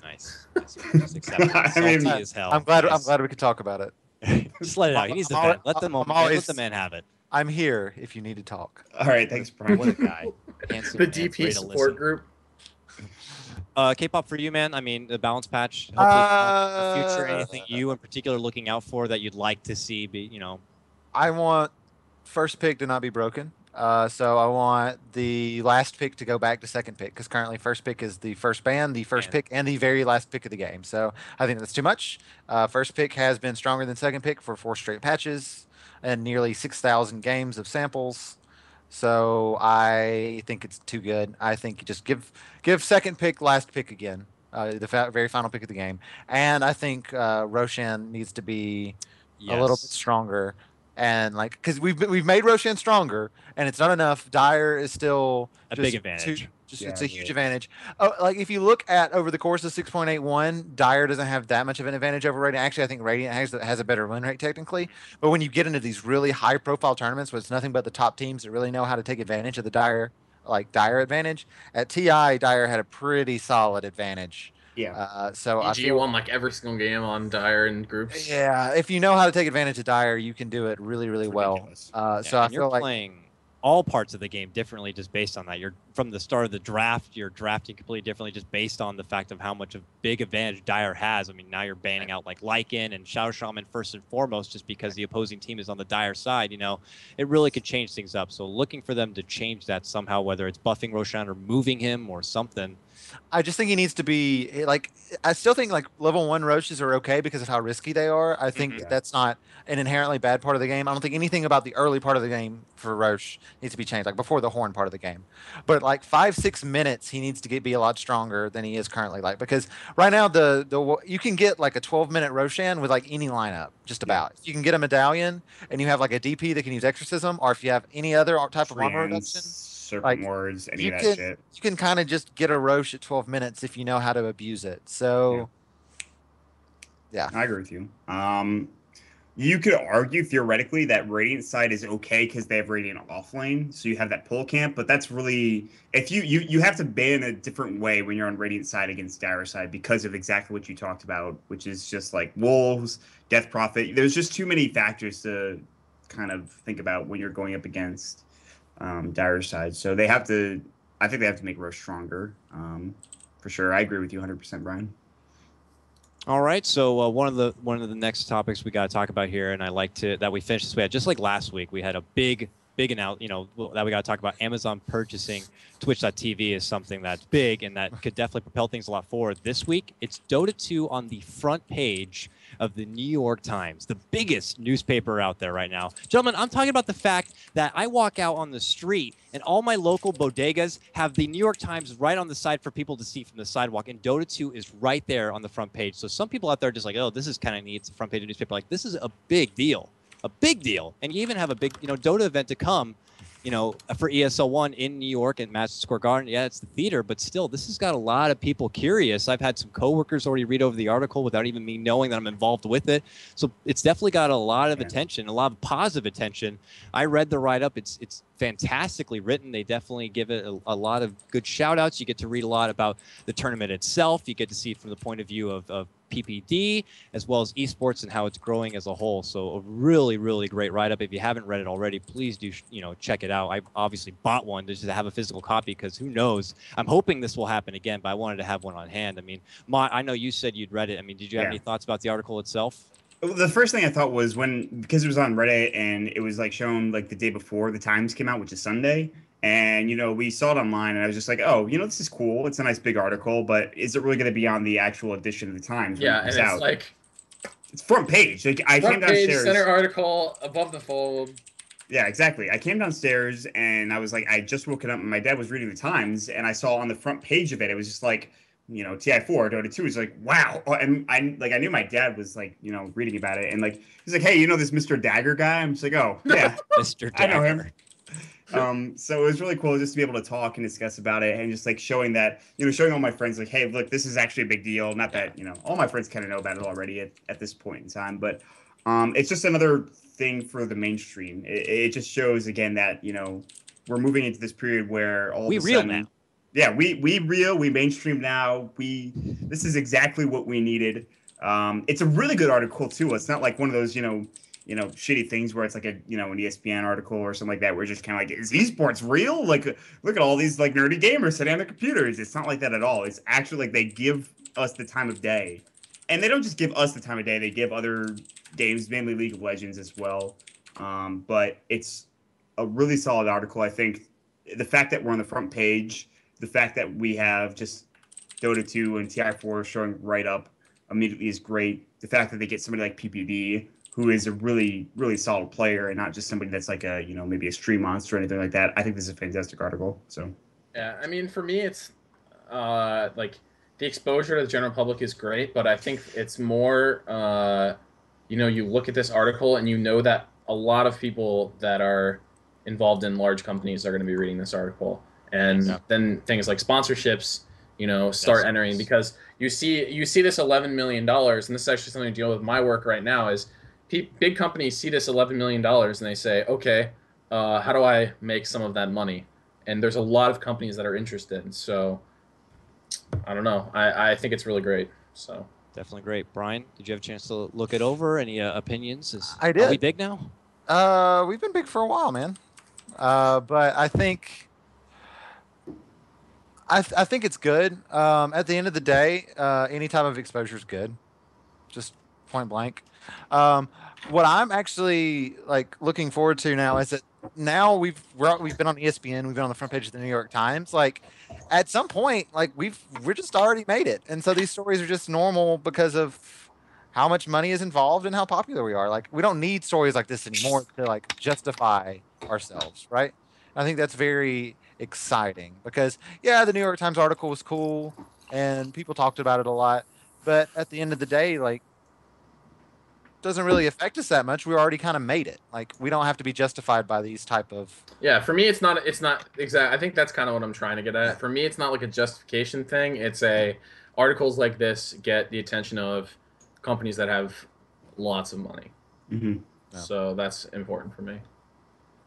I'm excited to look forward to see if there are going to be big investor sponsorships to come who see that there's money to be made and they're just hungry to get a part of it. And then they look for people who actually know about the game, like us and our group and your group and Beyond the Summit, Join Dota, whatever. And they want to get involved some way, whether it's just putting up the money up front for a tournament or something, just to get eyes on it. So I want to get sponsored by a beer company, Miller High Life. Come on. Miller High Life. Come on, man. Just have some dignity. Jesus. I was looking at Miller Lite and we actually can't. It's I don't think we actually can pair with any alcohol sponsors because there was one that was in the works, not with us, but with another company. But porn is fine. Well, porn. If you think about it, porn is only for 18 and up, where alcohol's 21 and up for most Americans, and most American companies are the ones that are looking to sponsor. That's true. So there's 3 years difference, and I would say that a plurality or a majority, because it's higher or lower, a majority of Dota fans are under 21. I would make that statement. Yeah, I would think so too. Yeah, by not that much. I would say like 60% of the Dota fan base is below 21. So it's kind of hard to justify the fact that you're not trying to advertise to minors in that respect. And American law can be pretty iffy about that kind of thing. Whereas if it was porn, which is 18 and under, I think the majority of our audience is older than 18. So it makes a lot more sense. So we'll see. Brian's holding out for Team MGD, that Miller Genuine Draft Squad to come There you go. And take a hold. Got it sponsored by Smirnoff Ice. All beverages. Team I would never Hell want to yeah. get of. Oh my God. Have some self-respect, people. Jesus. All right, so that's going to talk about all the formalities that we have to say as far as things come up, but we got a bit of a Q&A session. I wanted to lead off with one of this at the start, but we didn't get much of a time. So before we hop into the public Q&A that hopefully people were putting up on our Reddit thread or shouting out to us on Twitter if you had any questions for us, the High Ground guys, or if you had anything for K-pop or anything about Fountain Dive, be sure to send them this way. But I know I wanted to start out asking you personally, Brian. I mean, I was talking about it at your intro. You're approaching 1 year now working with Beyond the Summit, man. Have you liked your time there? I mean, you've been having a great job. Has it been a good environment, living in the house with everyone and just trying to get the job done? It's been interesting. Like as a whole, Careful. like no. Interesting in a good way. Interesting in a good way. Like not in a bad way at all. I've had very few like negative experiences. Like except when we came. Yeah, that's pretty bad. No, it's just that being able to. It was weird for me because I basically completely uprooted everything in my life. Like moved off to somewhere I'm completely unfamiliar with. I've been in Alabama the entirety of my life growing up. Like I traveled a lot actually because I did Model UN, so I've been to a lot of major American cities. So I'm not completely like this, country boy that had never ridden nothing but a tractor coming to California. It wasn't like that. Jesus. But it still took some getting used to because I'm used to having my family like an hour and a half away and all these people that I know, and I'm coming in, I'm living with the people I work with, which has worked a lot better than I expected it to be completely honest, but can sometimes be weird because you live where you work, which is good for the fact that my commute is putting on PJs and walking downstairs, but bad in that the fact that if I feel like frustrated about stuff at work, it's kind of hard to get away from it, right? Yeah. We do a pretty good job about keeping each other's privacy. Like I can like go into my room and shut the door and I don't have to worry about people bothering me, but it's a weird thing. Living where you work is a very interesting proposition. And I think it's been positive. I've had a positive experience overall with it, but it's not for everyone. I would say that's definitely not for everyone. Secondary question for me to follow up on that, Beyond the Summit, had a good amount of success, and they already have a lot of projects underway for this upcoming season. I mean, you got Star Ladder now going underway. You said you're already helping out with WEC. The Summit has been announced. I mean, are your hands full? I mean, how's it feeling? Are you like looking at the calendar and you're like, how the hell are we going to do all this shit? Like, how's it feeling right now at the BTS house as far as all the projects that are going underway? We're also down like several people, so. Yeah, Merlini has traveled across traveled across seas rather to now compete, and Gods has been having what sounds like health issues, and I believe he has like a vacation to come. So yeah, and so how are you guys feeling over there? You stressing a bit? I think we're stressing enough that we're having to make sure everything gets done. Everything's getting done, which is the good part. Yes, we have a very hectic schedule, but Ben will be back soonish. It doesn't look like they're going to qualify for the playoffs, and the original plan for him. The original plan was for him to just stay for the season. If that changes, that might change. I don't know. But that was the original plan for him to come back after that season. God's most likely be back for the Star Ladder Land Finals. So it's not Just in that time big. to not wear his Enchantress cosplay. Let's not talk about that. Got him. At this point, they're like, So- that's all on him. We don't even want to touch that. Yeah. So All we're stressed out, but like the moderate amount that we're just gonna make sure everything gets done. We're not batting off more than we can shoot, I don't think. So we'll see. But yeah, we have the summit. Online play will start in about a month's time, we hope. WC is this weekend. We're going to be doing I-League in 2.5 weeks. Starladder's been going on and will continue to go on. We're working with other projects for bigger tournaments. Like, it's a lot of stuff, but it's like I like staying busy. I am like I get unhealthy and weird when I have nothing to do. Like I just sit at the computer and play Dragon Age all day and feel like crap. So it's better when Life is hard. it's better when I actually have stuff to do. Well, I'm much happier when I'm like busy with work. Like vacation's good and all, but if it drags out too long, it's not good. I'd rather be busy. Good to know. Greg, Maut, before we hand it over to the public for Q&A, did you have any personal questions you wanted to ask to K-pop? I've got one. So obviously, a lot of the things that people like about BTS are the extra stream features you have. You know, things like the team fight recap, the courier thing. So sort of what goes into like those, like how, like what kind of work? So like how long did it take you to do the team fight recap? I'm just curious. So we worked with a group of people that figured out how to parse the in-game information in a way that wasn't VAC bannable. Okay. We worked with those guys and developed a client basically that could read the in-game data, and then it was just about developing a tool that could read that data and present it in a good way. So it was like a 3 to 4 month process getting it started. A long fucking time. Yeah, it was a lot, and it was a lot of dev work too, because like we basically like hired these guys out and worked with it and made sure it worked and bug tested it and had to make sure you it can looked get that good. banned. Yeah. Well, I mean, yeah, it's not VAC bannable because if you try to use the program and actually do it as a player, like that information is not technically supposed to be available to you, and the client recognizes that and crashes. So it's not even abusable. Like the client we have, the way we use it isn't VAC bannable, but even if we wanted to use it in a way that was VAC bannable, it doesn't allow it. And so yeah, there's a lot of graphic and design work that went into making sure the thing looked pretty, because it's a pretty good looking tool. The Teamfight Recap is, and so yeah, it was a lot of work. Same thing with the Courier Recap. Status dead. Which I still prefer to Valve's one. I like ours more because it's has more information on it, but whatever. So yeah, it's a fair amount of work has went into it, and a lot of people have been involved with it. A lot of people that are behind the scenes. Samit, our awesome tech guy, it does a lot of awesome behind the scenes technical and coding work and design work and kicks ass at it. Yeah, So. definitely. You could tell the hard work paid off. It's definitely some added sweet flair that a lot of people now look forward to. We're and finally going to be able to brush other the dust streams. off of it and use it for WEC this weekend, hopefully. So. Yeah, we'll get your secrets, I hope, one day. Because people are expecting that now on some of these big name streams. So, Ma, anything you want to ask K-pop before we go public? I wanted to ask you, Brian, before you joined over on BTS, what was your original career, or what were you going to do after you went to school, or were you really just hoping that Dota would work out for you in the end? So, I went to school in biology, and I graduated with a bachelor's in biology. The plan I really enjoyed genetics, and so the plan originally was to take a year off, because it was towards the end of school that I started getting into the Dota thing, like kind of full time, not full time, but really getting into it and thinking I could do something with it, right? So I was like, okay, I had started to thinking about applying to graduate school as a genetic counselor. I was going to go to the University of Alabama at Birmingham for it. And then I was like, well, this stuff is kind of starting to take off. Let me take a year off. Let me wait for my fiance to graduate school, because she's a year younger than me. And then if the Dota thing doesn't work out, I'll go to school. And then I basically, after TI3 happened, I didn't think, like, it was like a month or two of kind of silence, and so I didn't think anything was going to go on. I was actually working a job as a 911 response person. Like when you call 911, I was the person who picked up the phone and told you how to do CPR to your husband who was having a heart attack in the middle of nowhere, Alabama. Let's not get too dark here. Yeah, can we end the story there? Because I know how the story ends. That was fun.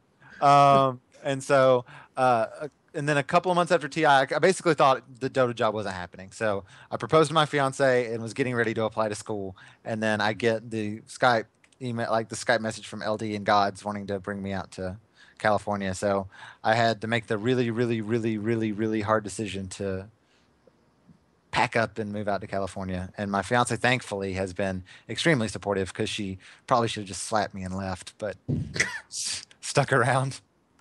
Well, congratulations on you and your lady, and of course your job with BTS is obviously shown. Yes, It's been really enjoyed it. tremendous impact, and everyone definitely appreciates everything you contributed to not just BTS, but the Dota community as a whole.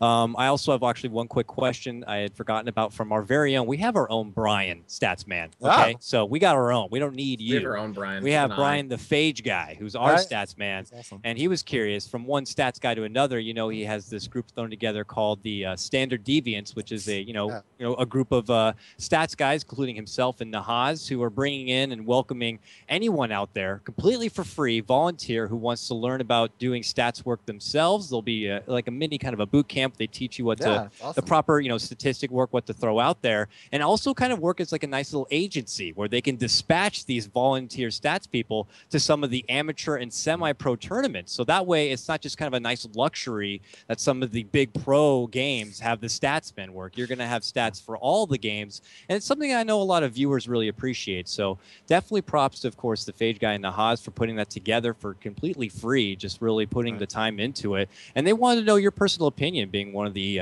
godfathers of the Dota stats scene, I guess you could say. Have you heard about this? I mean, what are your thoughts? I've definitely heard about them. I followed them on Twitter, and I think it's a great idea. I got my start kind of not really in the amateur scene, but I basically started off doing stats for Shiva and Starladder when she was not really the mainstream. Join Dota was still doing like a lot of the stuff for Starladder, and we were kind of the guys competing with them and trying to get some viewership numbers. So that's how I got my start, was kind of just asking around and like, hey, can I work with you? Hey, can I work with you? I think I can do this. So it's good because the only way you get better at it is really through experience and learning what makes good broadcast stats and what's interesting and like what's a good what's the good mix between entertaining and enlightening. So Clinks wins a lot. It's neat. It's not a stat you want to look for. So it's good. I think they're doing God's work. It's good.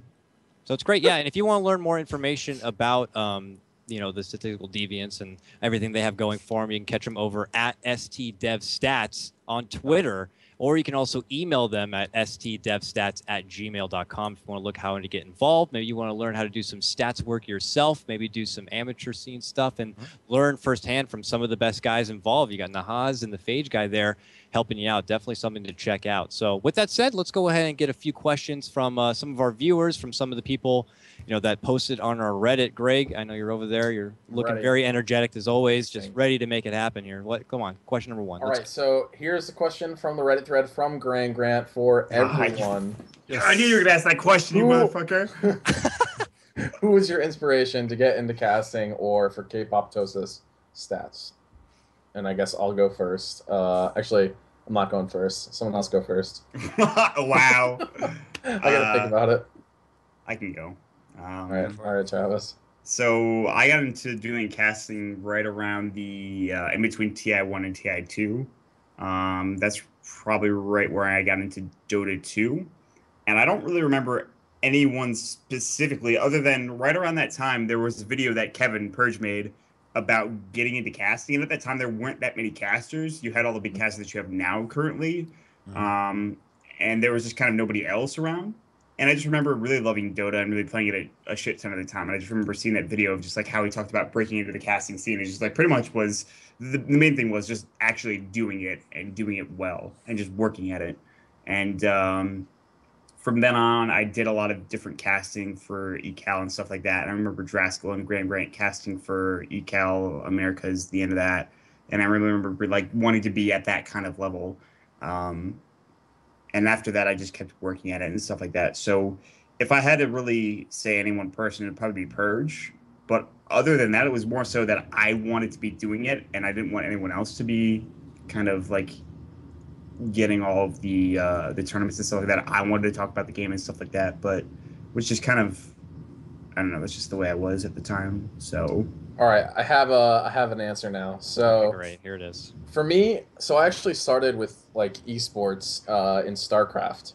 So StarCraft was like the first game that I watched a lot. It was the first game that I really enjoyed.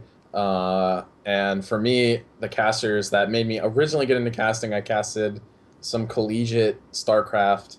Was definitely Rotterdam and Mr. Bitter were my favorite two casters. So um, that's probably the casters that got me into casting, got me into Dota casting, is Toby. now that you Through. mention it, before we go on, I actually watched StarCraft originally before I was really into Dota, and I have to say, for my original answer, it'd actually probably be Day 9 because I watched Steely a shit ton. So okay, good, got it. Out there, Brian. How'd you know like these is for you? And the I moment have- that you're like, this has got to be it. I have a weird triplet of like things that kind of motivated me, I guess. Growing up, I was always into baseball. As you can see, I'm a Braves fan. My brother-in-law plays for the Yankees. Like big baseball family, always enjoyed it. Played it growing up, won a state championship, like that kind of stuff. And the best thing about baseball is the stats. Like it's a numbers game. Like everything can be broken down to numbers. Like what's the best situation, like whatever. And there's this big movement called the sabermetrics movement that was started by this guy, or kind of started by this guy named Bill James. He's kind of the head of the movement. And he basically found the way to separate the wheat from the chaff in a lot of ways. Like these stats actually don't mean anything. Pitcher wins actually useless. Batting average not completely useless, but not that good. So that was really big on me growing up because I kind of looked up to that guy and a lot of his proteges, like Bill James, not Bill James, sorry. The GM for the Oakland Athletics, who had the book and movie Billy Bean written after him. I read Moneyball like a while, like when I was growing up. Loved the book, and I played baseball simulation video games that were nothing but trading for players and watching their numbers go up and down. Like Hey man, that's still a game. The Football Manager. Well, yeah, but this was this was called Baseball Mogul. Like there's another baseball game simulation franchise that is better that I haven't got to play, Out of the Park Baseball, but I've never played that one. But I was all into that, and that's what I wanted to do. I was like, if I could have a job where I was just like using numbers to figure out what baseball players that needs to be on my team, I would do it. And I was like, I can't do anything like that. I can't do numbers and competition. Like even if I could, like I would have to know somebody and get involved that way or whatever. So I kind of gave up on it. And then in college, I got really big into esports. StarCraft 2 was the first thing I really started watching and got a lot of motivation from Day 9, watching his dailies, and especially his daily 100 where he talks about that's a really good one. That is one Day 9, the 199 daily. And so that was a big motivation for me. And then finally, of course, was when I saw what Bruno was doing with stats. Like he wasn't really as I think as ubiquitous as stats are now. Like it wasn't as like consistently like using like so many stats a game. He's usually like a couple of anecdotes, and then he would talk about it mostly in post-game analysis and stuff. And I was like, wait, I started playing Dota and saw this. I'm like, wait, I can apply all of this stuff that I loved as a kid and still love in terms of numbers and apply it to Dota and maybe go somewhere with it. So it was kind of a trio of awesome influences that got me where I am now. Thus, K-pop was born. Nice stuff. For me personally, I was just really big. I've been gaming like all my life, always on the side. I never like treated it like this was gonna be something I was gonna be doing for a living. I was there at the start of Dota 1. I played Aeons of Strife and StarCraft 1 and was involved with all that, and played through Han and obviously into Dota 2, but I never like took it very seriously. I was big into musical theater and just I really enjoy the idea of performing in front of people and bringing warmth and getting like positive feedback. And then after just watching International 3 and watching Toby cast, and I could just tell that this is a guy who also enjoyed theater and the theatrics and performing. And I knew that before I even got to talk to him. And then you learn that he actually we have very similar backgrounds. So it was like, this is it. And I'm like, if I could just combine both things I love together, like it would be just a dream. And I just started having at it, and I did some NEL games. IX Mike, allowed me to get vouched in. I would just cast random, NEL games that were happening. And, the amateur Dota League, I was casting in front of like 5-10 people and just kept going at it. And I think just put in the hard work and just went from one to another and lily pad my way on through and just been enjoying the ride while I can. So it's a really fantastic time. So there's your girthy answer for Grant's question, I guess. So, Maut, another question now. Do you have one ready to go here from our public? Yeah. Hold on a second. The question was, I believe, originally, K-pop, Brian, what don't you like about stats and the way they're presented currently? Is there anything you disapprove of? And I think you and I have talked about this previously, but I'm going to throw that question to you. Right now, I'm pretty happy with the position that a lot of stats are at right now. Like Nahaz and I haven't been like not public with that we disagree about certain things. Like I'm not a huge fan of like win expectancy percentages, but he thinks they're useful, and so we just like agree to disagree. Same thing with like item win rates. Like he thinks they're good. They're like there's like a time and a place for it, and it's just kind of like it's more of like I don't like dislike it or I hate it. Think it's the worst thing. It's more like we just like respectively disagree about its importance. I don't think there's anything that I actually think is bad or that I dislike about the way stats are presented right now. It's grown a lot in the last year. Like the just general quality of what I think I present even and what other people present that are getting into it is just a lot higher than I think it was like a year ago. So it's kind of a kind of skirting around the question answer where I'm not giving like a drama filled response, but it's actually how I feel. So tell everyone you hate. We want the juicy. I don't. K-pop. I don't. Like people, I guess people would want there to be a rivalry, but it's like we respectively disagree about a couple of categories, and that's it. Like I know. I'm just trying to rile you up. it's like, it's not. Yeah. People want there. It's just like with anything else in the scene. If there's two people that are like kind of big in it, they want there has to be actual like a fight between. They have to hate each other, and there has to be like a battle. But no, that's not really how it is. Madam Ti is a good guy. Everybody I've talked to that does stats, we just nerd out about stats, and it's fun. It's like, why would you ever be like angry about it? I don't know. Fair enough. Good stuff. All right, I got a brief one right here. So I know, Brian, you're mostly known for your behind-the-scenes work doing those numbers and stats for the games. But we've seen you a few times in front of the camera and maybe even casting a game here and there. Definitely more recently on your Summit show, where you've been hosting. I am that caster. I'm a average solo caster. I'll have you know. Oh yes. There's that weird. Are you talking about that document or whatever where everyone like voted? Oh god, I wasn't even in that thing. We weren't involved, but my solo cast is average, which I've never done before ever, but it was average. You're above most of them, so. Jesus. And with that said, I mean, do you have plans to kind of maybe do a little more in front of the camera, more casting, or are you just like, nah, I'm more of a stats guy, I'm just gonna keep it there? But are you just like, I'll do it when I'm needed, or do you actually want to consider moving into that a little bit more? I really enjoy doing like post-game, pre-game analysis and show stuff. I don't think my talents are casting because when it comes to like actual like play-by-play or color game insight, I don't really have that much. I've played Dota for just a little over 2 years, and Dota was the first like ARTS or Dota-like that I even played. Like I played League of Legends, but I played like 100 games maybe.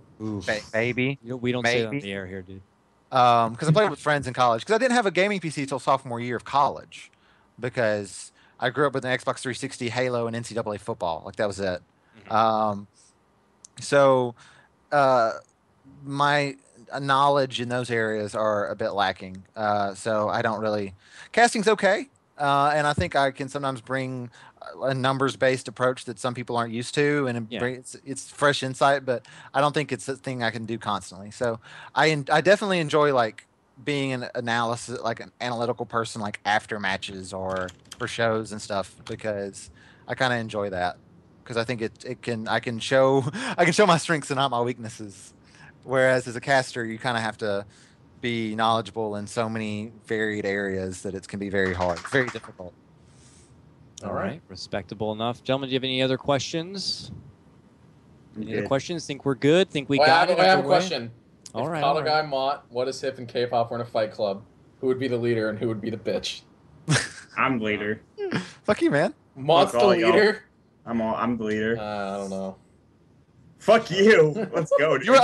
Okay. You were the very first one to give in to Grace's demands in the car. I'll have you. Yeah, know. you really That was great. That was fucking great. You were the first one. No. All right. I guess we're done. We're done. That's it. Fuck you, Greg.